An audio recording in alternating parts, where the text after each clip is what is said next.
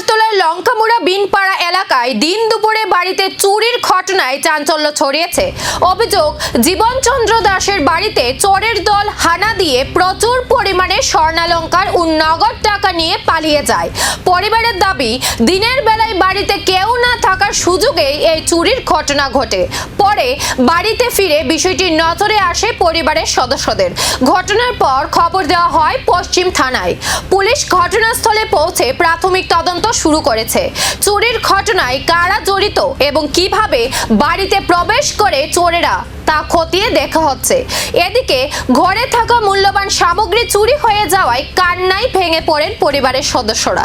ঘটনায় এলাকা জুড়ে আতঙ্কের পাশাপাশি পুলিশের ভূমিকা নিয়েও প্রশ্ন উঠতে শুরু করেছে। আমি গেছি কাজও, তারা গেছিল বাইক মাসি ভাই গেছিল আর কি, তো তারা এরকম অবস্থা হয়েছে।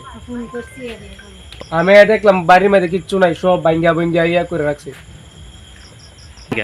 বেড়া কাটটা স্বর্ণ টন্য টেয়া পয়সা যা আছে সব লেগেছে। খুবই কষ্ট হবো, কারণ ইডি তো আর করন যাইতো না।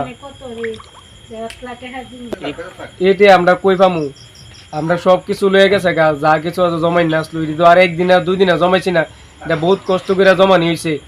তো ইডই কমু যাতে আমরা পাড়াটার মধ্যে সবকিছু শৃঙ্খলা ইয়া যায়, যা কিছু আছে আমরা পার্টি সবকিছুরে যাতে আছে। পুলিশের টলদারি কইতে গেলে নাই, ওই আমরা এলাকার দক্ষিণ পুলিশের টলদারি ও না। আর কিতা দেখো, আমরা আইন ব্যবস্থা খুবই খারাপ, যে আমরা কয়েকবারই আমরা পাড়ার মধ্যে এই মতো রয়েছে, কিন্তু কোনো সুষ্ঠু বিচার পাইছি না। কনফার্ম তো কোনো কিছু হয়েছে না। এই মতো 4-5 কেন দোকানে হয়েছে, এন দোকানে চুরি হয়েছে, এই বাড়িতে একখানো চুরি হয়েছে, কিন্তু কোনো সময় কোনো বিচার হয়েছে না। কেউ বিচার দিতে পারছে না অনফন্ত। পুলিশ অনফন্ত কোনো বিচার দিতেছে না, যে কেউ বিচার পাইছে না।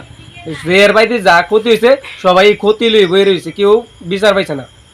দিন দুপুরে বাড়িতে চুরি, চোরের হদিশ কবে? তদন্তে এখন পুলিশের পরবর্তী পদক্ষেপের দিকেই নজর।